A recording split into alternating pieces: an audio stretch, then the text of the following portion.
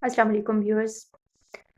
Today the topic we are going to discuss that is about the eating disorder, and eating is very much common in our daily life and daily routine, and every person is taking few meals a day. Some are taking 3 meals a day, some are taking 5 meals a day, some are grazing. There are various eating habits. Some like to do breakfast, and those people who are going to the offices, they would like to take the regular breakfast, but those who are going late to the offices and the institutions and their workplace, they would be sticking more towards the brunch. And then there is lunch, and then there is the afternoon tea with the with snacks, and then there is the meal. But what habit we have adopted for the eating, that is, if it is according to the health professionals, that is known as the scheduled diet and the proper diet and the proper meal, because all the food and the diets require the proper meal, food and the nutrition. If we are following beyond the standard of the societal values are according to the norms of the normality, then it is converted into the eating disorder. Because if someone is taking 1 cup of a tea and 1 glass of water or a juice, that is a normal thing. But if someone refused to take the meal, and if someone is eating more, then there comes the problem.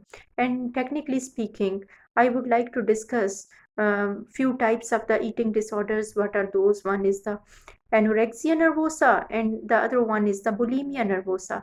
Anorexia nervosa is a term which was given by the American Psychological Association, and number of the research were conducted after the 1980s about the eating disorders. Before that, people were not taking care about it, and there were the health professionals, and there were the food technologists, and there were the um, various dietitians. They were giving some schedules, but a proper researches were conducted in 1980s. And there came some high health professionals, there came some psychologists, and it is the behavior of the people which invite the psychologist and the researcher to conduct the research on their behavior, because their eating habits were totally different and deviating from the standard behavior of the normality. This is why they need to divide the various eating disorders. And let's speak about the anorexia nervosa. Anorexia nervosa is basically known as the refuse to eat something. And this is very much common in the females and the adolescents. And we can have a look on it, and we need to focus on it. Whenever there are some psychological disorders, more teenagers and the adolescents are affected with it. It means that we need to give extra care to them. And if we want to reduce the rate of the abnormality, if we want to reduce the rate of the disorder, then we need to work on our adolescents. And anorexia nervosa is also a disorder of the teenagers, especially for the young girls. They develop their images that if they would be eating more, then their body image and their self image would be deteriorated. They will become obese, they will become more fat, and there would be extra fat on their body, and their body image will be disrupted, and they would never be liked and appreciated by their friends. And this is why they stop eating. They reduce their meals, and whenever they reduce their meals and they refuse to eat, they don't take any juices, they don't take the proper meals, and at the meal time they would be giving the excuses, and they are so much concerned about their body image. And this is the reason that they refuse to eat the meal and they refuse to take the meal. That is the main important thing, because they always want to look younger, slim, smart, and this can have adverse effect on their proper development and the growth. And they would be underweight. Whenever some health professionals and doctors examine them, they would be underweight according to their height, and they would be starved, because they hardly take any food, they hardly take any meal, and instead of the full plate, they would be taking only few spoons full. and after that they will be going for the laxatives, and then they, if they eat food before the digestion process take place and the food becomes the part of their body, they would be doing the self-induced vomiting, because they are very much concerned about their body image, and they think that if they would be eating more, then they would be getting obese and they would be getting fat, and this would be against their body image and they will never tolerate it. So this is the abnormality, and as whenever we speak about the layman, this is not the thinking of a layman.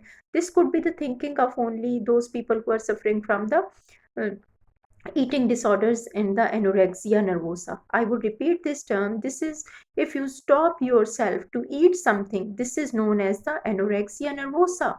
And whenever we make the comparison of the anorexia nervosa and the models sometimes they'll have to stop themselves to eat the solid food, but they are taking the proper supplements and the food supplements and the juices. So instead of taking the fatty food, they would be going for the um, solid proper food supplements and some other ways like the vegan diet and so on and so forth. But they are not the anorexic. If a person is undernourished and starved and they stop eating themselves because of the irrational thought and the irrational feelings that if they would be eating, then they would be becoming fat and obese, but they are not getting obese and fat. Rather, their proper body need and the requirement is also not fulfilling because they have stopped eating themselves. And there is a clear connection between the OCD and the eating disorder, because this is again obsession. This is irrelevant obsession, and this is, they would be having the irrational thoughts that they, if they will eat more, they will get obese and their body image will be distorted. So this has clear connection with the OCD as well. The second part of the eating disorder is totally different from it is altogether different from the anorexia nervosa, and this is known as the bulimia nervosa. Bulimia nervosa is known as overeating. We have seen many people in our surroundings, that teenagers, this is again the teenagers eating disorder. They are eating a lot and they are eating wolf like, and they are eating so much and they are eating rapidly. Instead of one plate they are taking three or four or more plates, though they are not hungry. Even if they are not hungry, but they are eating much food, and they are eating beyond their capacity. This is known as the binge eating and the bulimia nervosa. And then they would be doing the self-induced vomiting. And what happened to it? As a result, it happens like they would be gaining more weight. Then they would be doing the self-induced vomiting, and they mm, whatever they see, they start eating that. They don't have their control on their self, that this is not fair and they should take the proper food and nutrition, or they should need to take according to the medical requirement, and they should eat the food according to the um, health professionals. But they are not eating this amount of the food according to their body requirement, and they are eating, instead of eating one pizza they would be eating four pizzas, and instead of, if they need one piece of it, they would be eating four pieces of it. So this is known as the uh, bulimia nervosa, overeating, and this is very much common in boys as well, because they can eat more, and sometimes they put these things on the competition. Why they are doing it? The real cause is that they are emotionally upset, they are emotionally disturbed, they are not feeling comfortable, and there is some underlying anxiety in their mind. There is emotional problem in their mind, and they want to relax themselves, they want to feel more pleasure with it. That's why they are eating more. And sometimes they want to show and prove to their friends that they can do the unusual things. This is why they are eating speedily, they are eating more fastly, they are eating more than their need, and they are eating and eating, and when we look at their plates, it is filled, and it is just like the mountain, and they are eating it. We need to change the behavior of such people. And how we can do it, there are a number of the people who can play a vital role in it. One is the parents guideline. First of all, they are in the direct contact of the parents, and parents need to see that how they can overcome this trouble of the eating disorder, because in one family, if there are few children, one may be anorexic, the other may be bulimic. And bulimia is the common in the boys as compared to the girls, whereas anorexia is common in the girls as compared to the boys, because girls are more concerned about their body image and about their appearance. This is the main reason, whereas the boys, they do have more capacity, they are taller, that's why they would be um, they would be more bulimic, and the girls would be more anorexic. There are few people which can work together. One could be the parent, that they need to notice the eating habits, eating schedule of their children, and eating routine of it, and they need to measure the proper amount of food intake, how much food intake is they are taking. And they also need to see that if they are eating more, what's the reason behind it. The parents must take the plate out from their children, and they must ask them that while watching the TV, don't eat much food, because while children are watching TV, they can eat more, and this can develop their habit of eating. And second is, if children are free, especially in this COVID period when everyone is staying at home, they, if they don't get any activity, they would be uh, start grazing, eating, munching. Whenever they get the food, they would be started eating. And all the time they are eating and eating and eating, and their food intake could be double as compared to whenever they are busy in some activity. The third thing which can be done, that parents need to give the awareness to the children that they need to take the sufficient amount, and there must be some calorie count. If they create the awareness of the calorie count to their children, to the adolescents, because they are quite mature, they can understand, if they are being given with the proper guidelines, that calorie count is very much important, and they need to listen the advice of the dietitian, that if 400 kilocalories are 4000 kilocalories are required for a growing boy, they must count their calories. And if a girl require 2000 calories per day, they need to count their calories, and their weight should be according to their height, and it should not be more than that, and it should be according to their physical requirement and their body needs. Then this can be very helpful.